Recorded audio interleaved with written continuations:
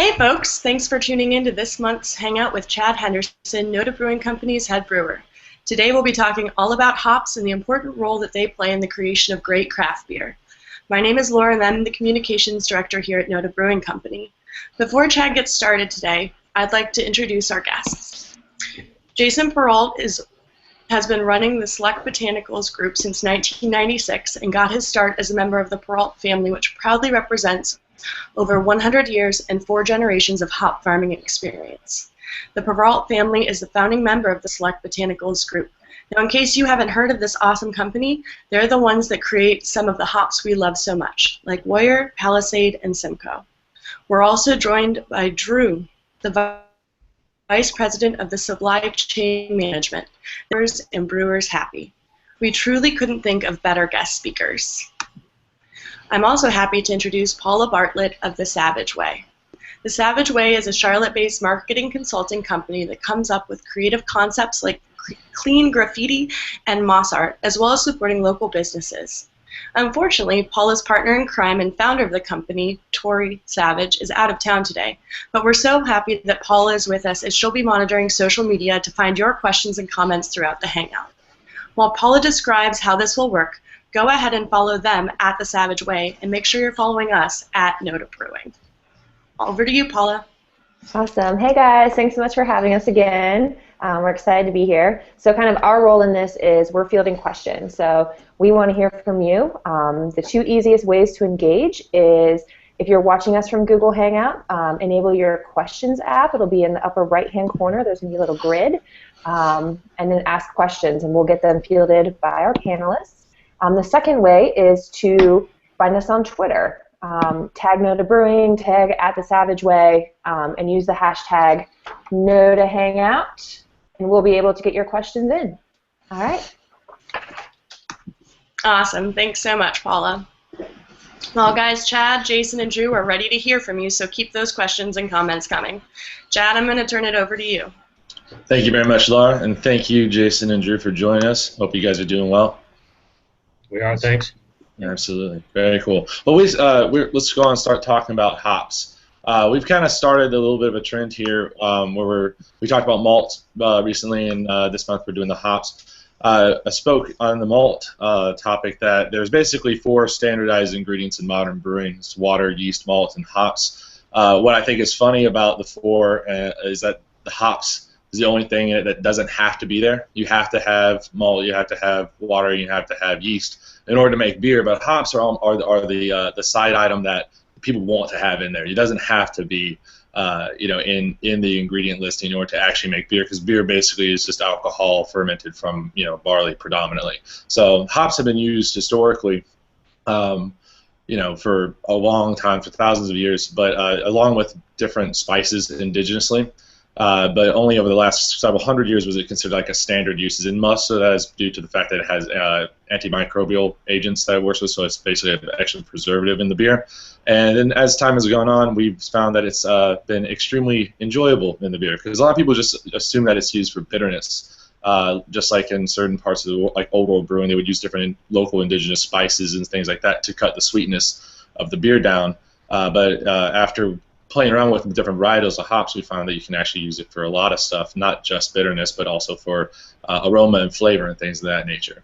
And if you're a home brewer or anything like that, then you probably will be very familiar with the percent alpha acid that the hops are always labeled with. That is basically the amount of alpha acids. There's alpha and betas in each plant, or in each hop. And basically, as we add them into the boil, those alphas will isomerize and cause a bittering effect into the wort.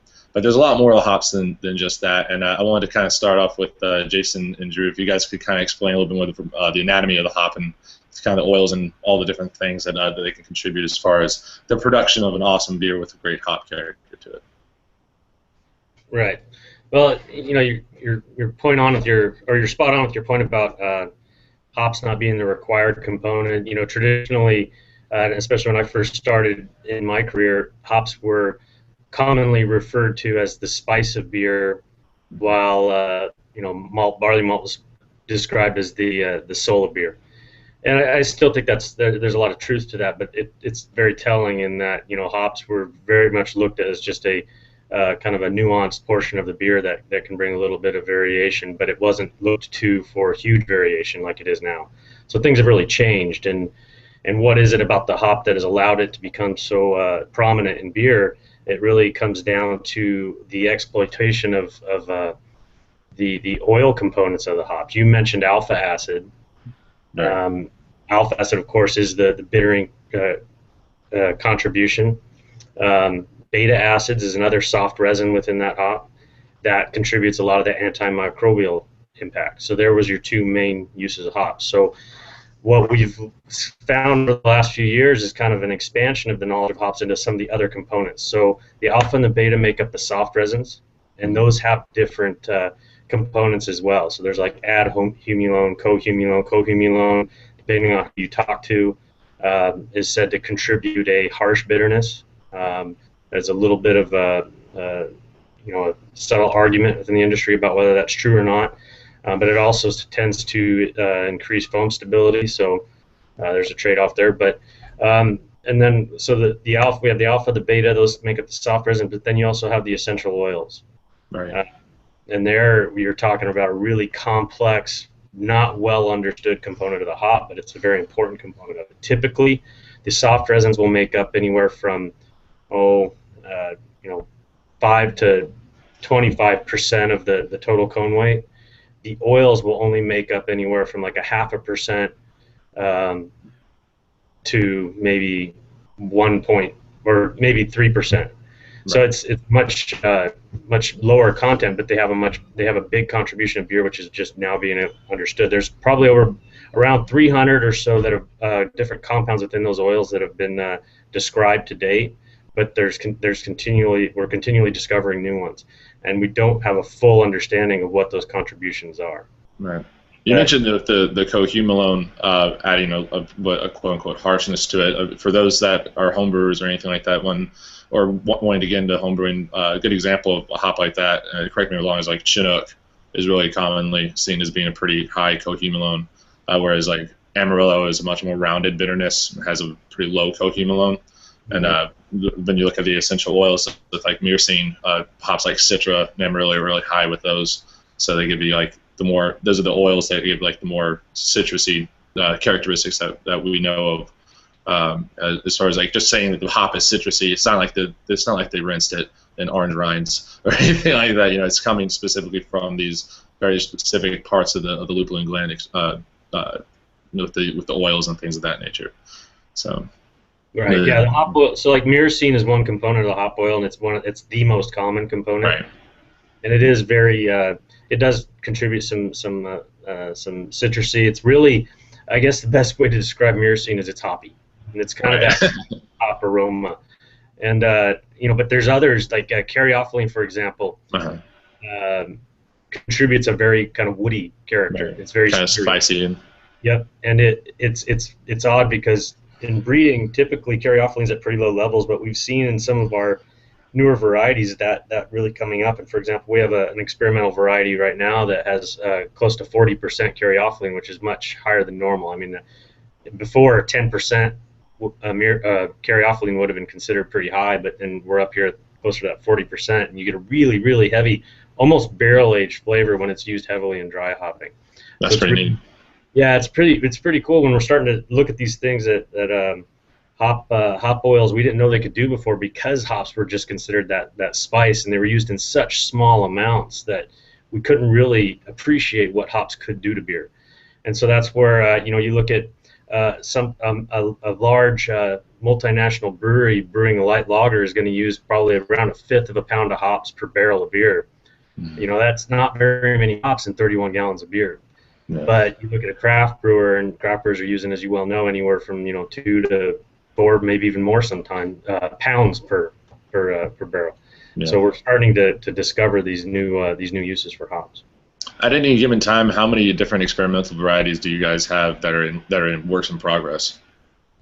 It varies from year to year, but generally speaking, we're going to have anywhere from 10 to 50,000 different genotypes. Right. So each of these are potential new varieties. Now, with that said, many of those are about 99% of those are going to be thrown away.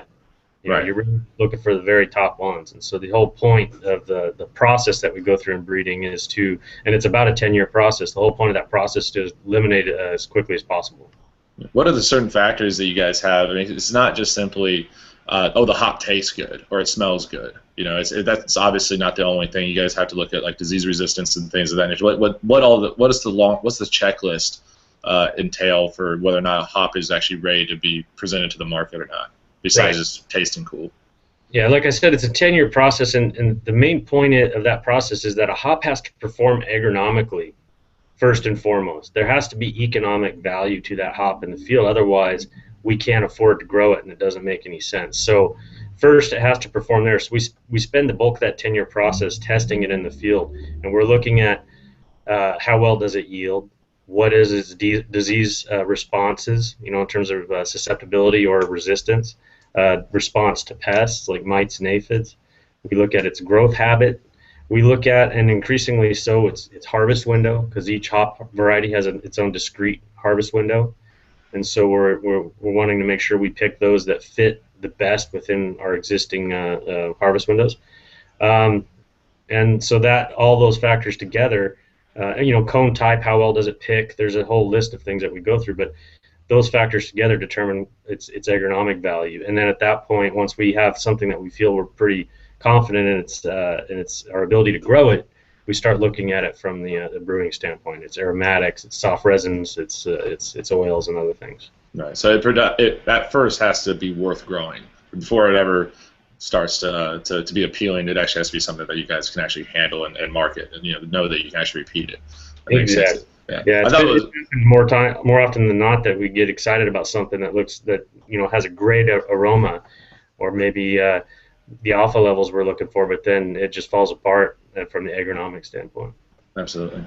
It was funny because when we went up there to Yakima, where we met you the first time, we saw a harvest going, and they were, I think they were picking mosaic at the time and running it through all the conveyors. And for those that have never seen hops come off of a vine on a large scale, it's pretty cool. It's basically just a massive amount of conveyor belts back and forth, and it obviously was made and harnessed for the hops, but all the hops basically are rolling through these conveyors because they're conical. They're like little pine cones, or like really soft pine cones, and all the leaves and the vines and stuff like that are basically continuing on because they're not rolling. And I thought it was kind of funny because they mentioned that like the most aggravating hop that they have to do that with is Cascade. This Cascade's shorter and fatter, and it bounces from the different conveyors and stuff like that. So I never thought of that as like being a factor in what you would consider as an actual hop grower, is like actually just things like that, like how well does it actually go through separation and things of that nature.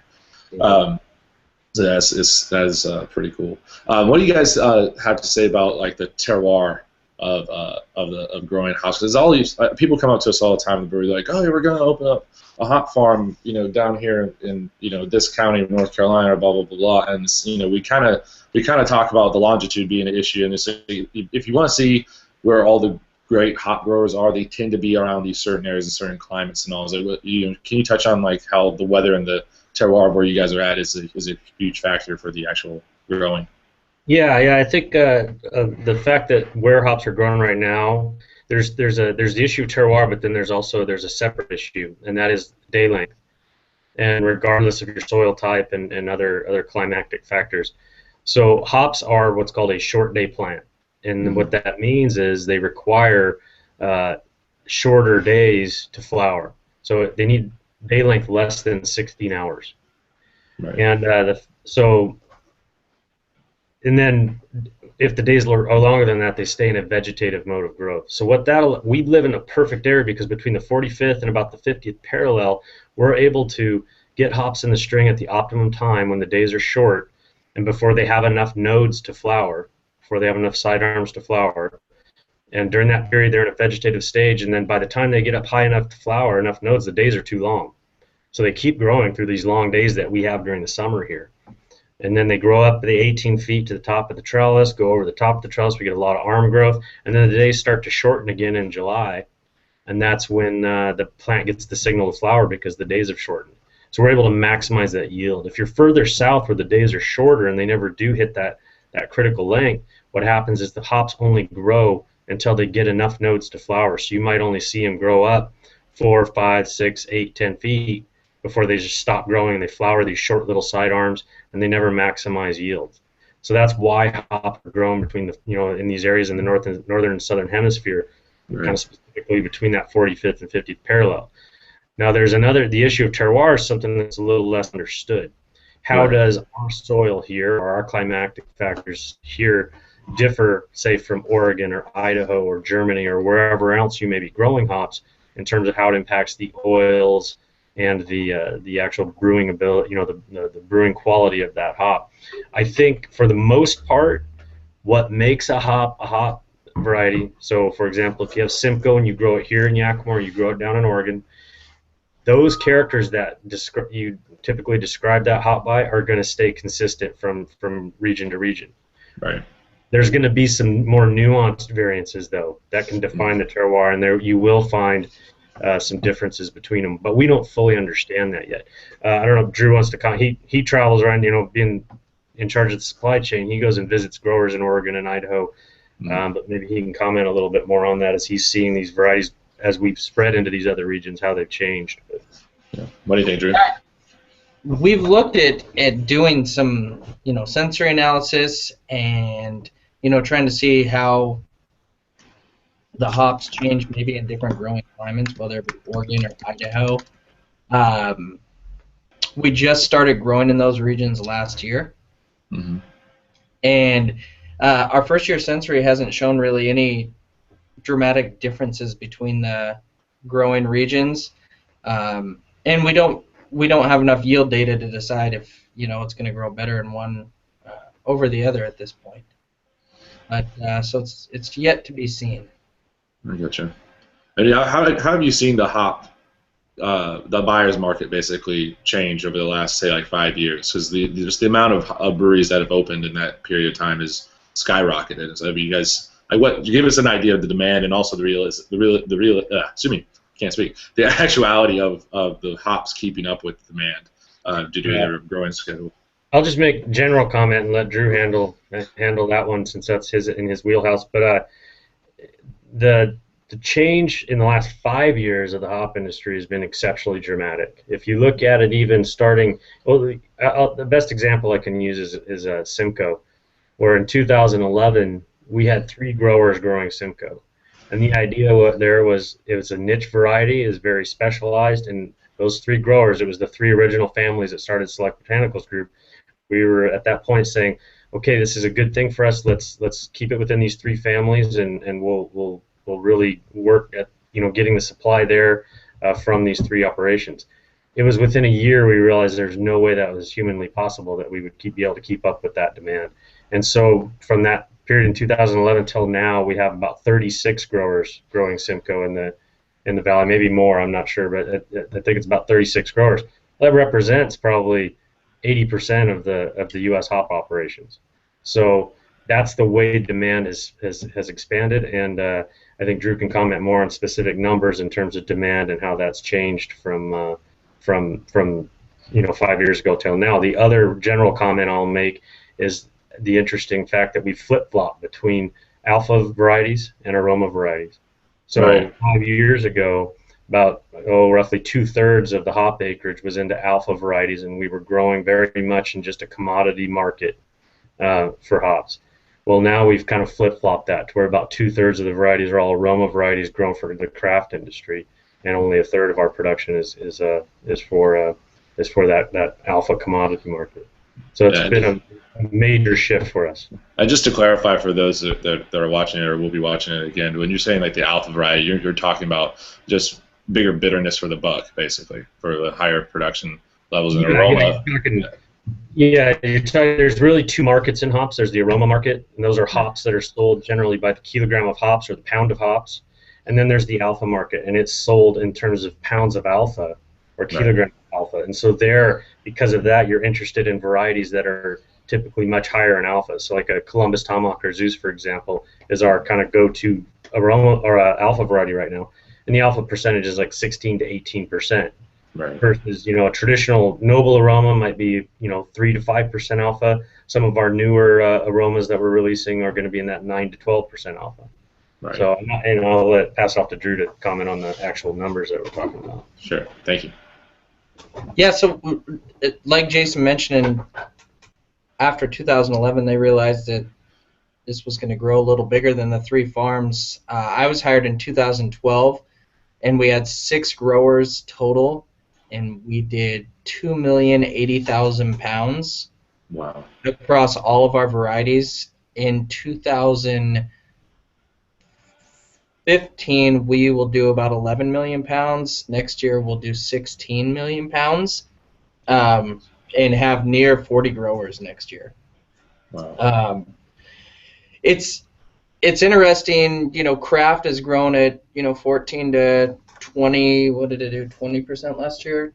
19-20%. IPAs have grown anywhere from 35 to 45%, I think, over the same time, 2012 to now. And these varieties have grown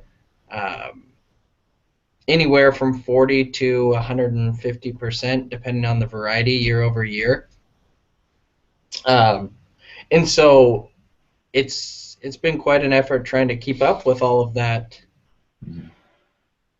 growth, but we see it continuing at least for the next couple of years.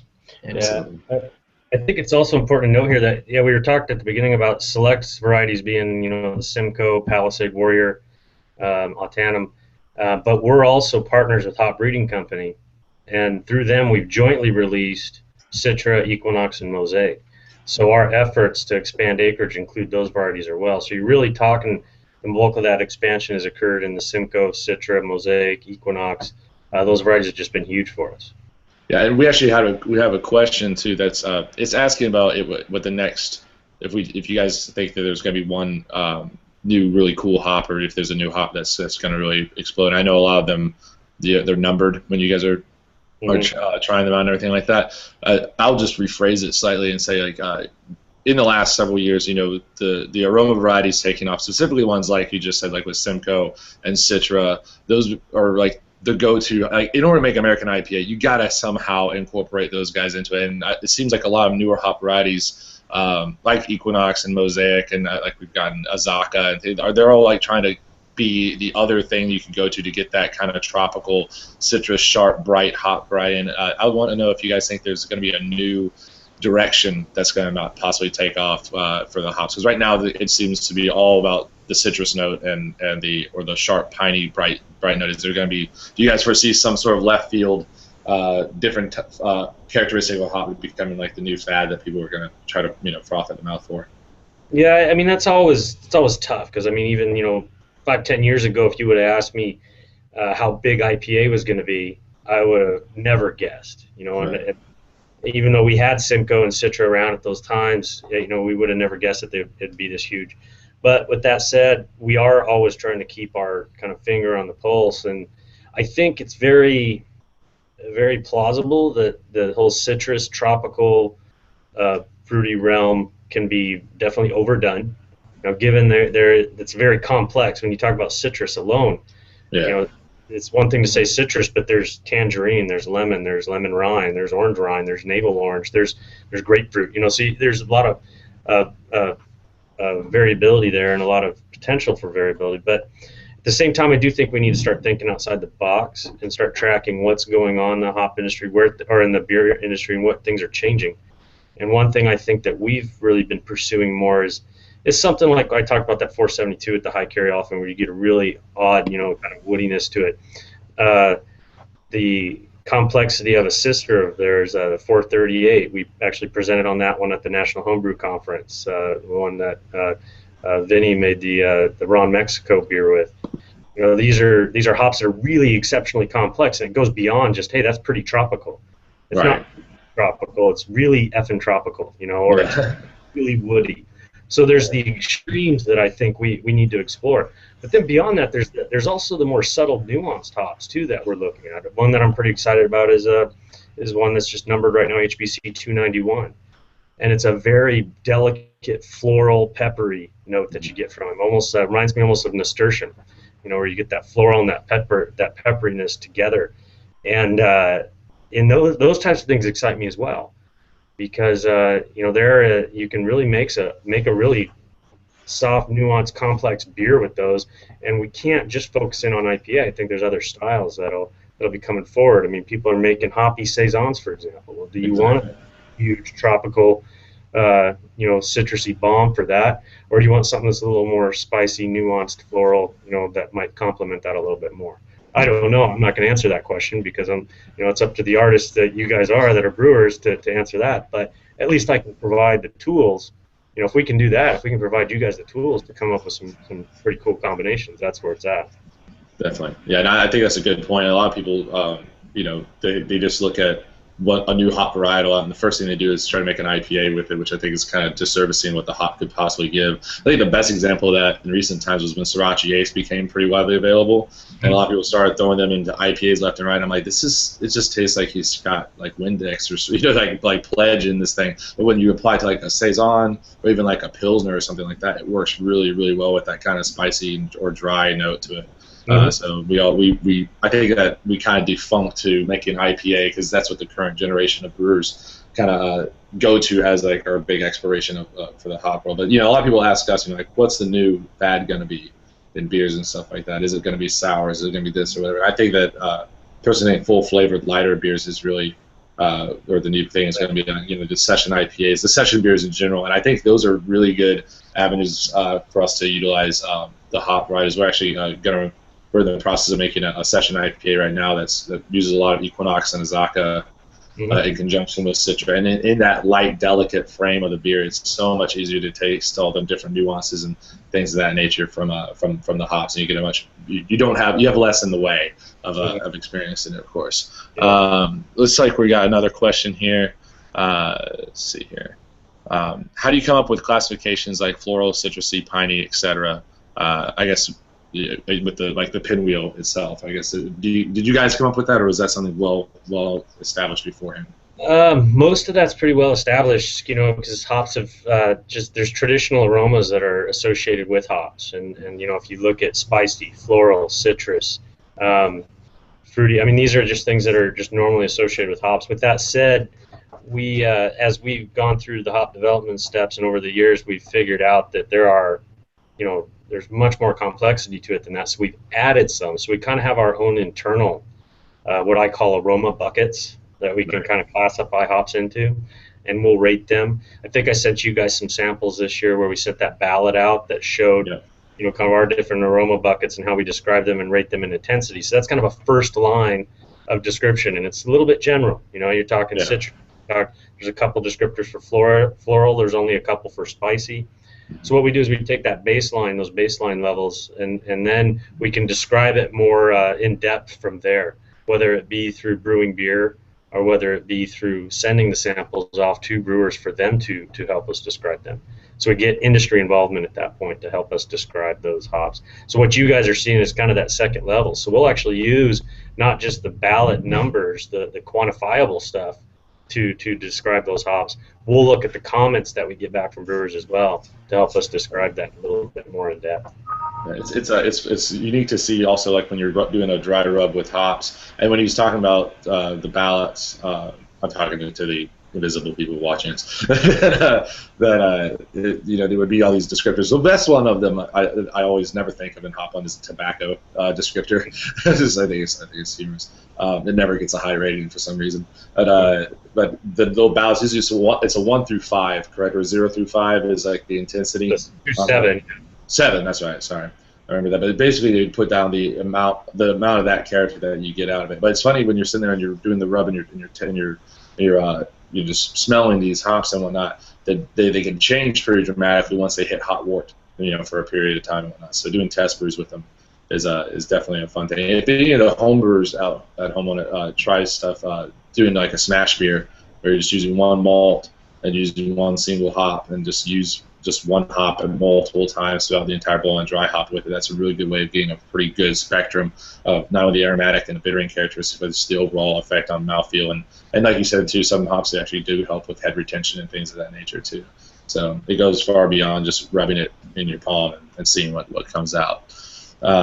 Alrighty. Do you guys actually have a personal favorite hop? I know you obviously work with several ones independently, but beyond actually making them, do you have one that's your favorite to actually drink or consume, whatever? That's a tough question to answer because I've had a lot of different hops and different beers, and I've said that's amazing.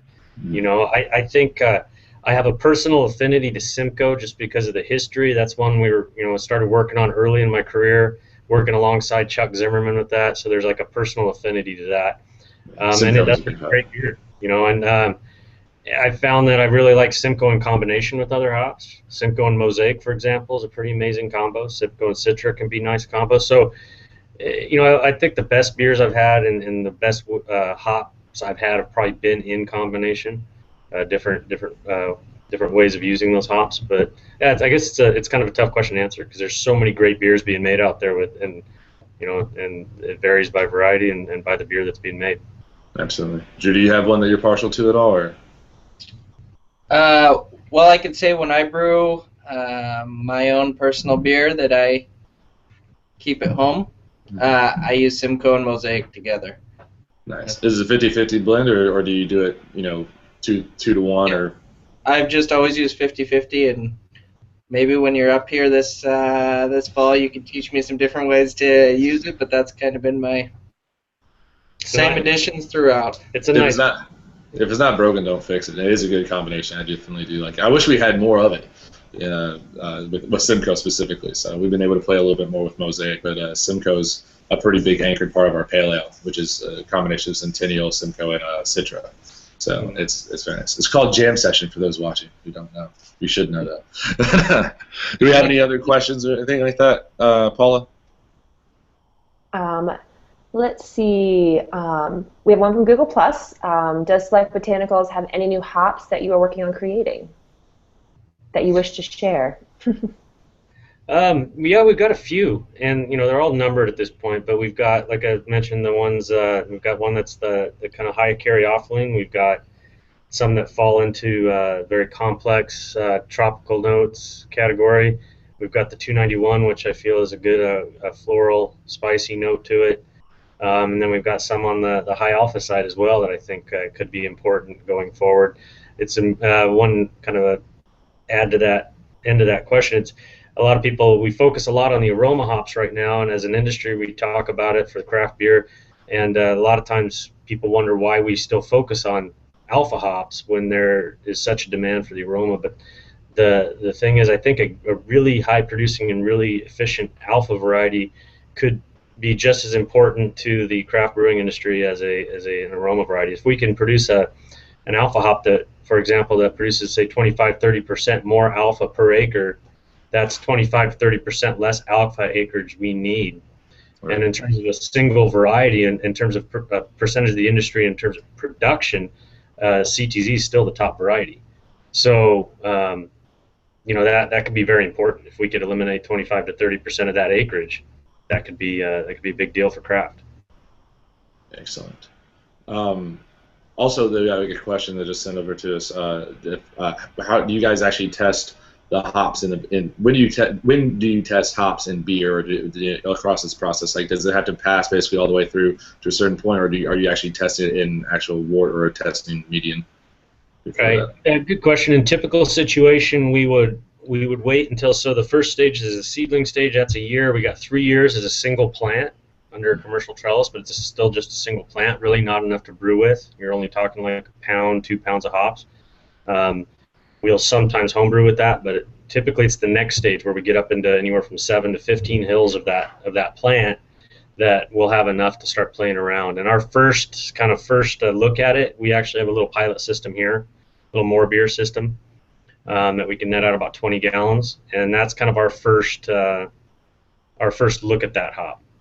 And we'll brew with it. We have the same recipe we run every time, and it just gives us kind of a first, glance at what is it doing for beer. It's not it's not going to be the end-all decision maker. It's just kind of our first step, and then at the same time we're sending it off with the ballots like we did with you guys. Right. Give them a rub and sniff, and if there's enough, or if there's some interest there and there's enough product, we'll actually send it in to brewers to get some pilot brewing done. And it's kind of at that level we start. If the hop makes it to the next level from there, we're talking an acre or more usually. And that's you're talking 1,500 to 2,500 pounds of hops. There's enough there to do some pretty serious brewing. And we try to typically try to partner up with some key players just to get a real good feedback and real good idea on what the hop's going to do. And hopefully, if we think it's going to go somewhere, get the word spread. Awesome. Very cool. All right, we'll take a final question if there are any. If not, we'll just wrap it up with that. Is there any final questions, guys? I don't see any other questions. Paula, do you? No, we are good. Awesome. Well, thank you guys so much for tuning in. Laura, do you want to send us out? Yeah, Drew, Jason, thank you so much. This was incredibly educational, and we can't wait to share this with everybody.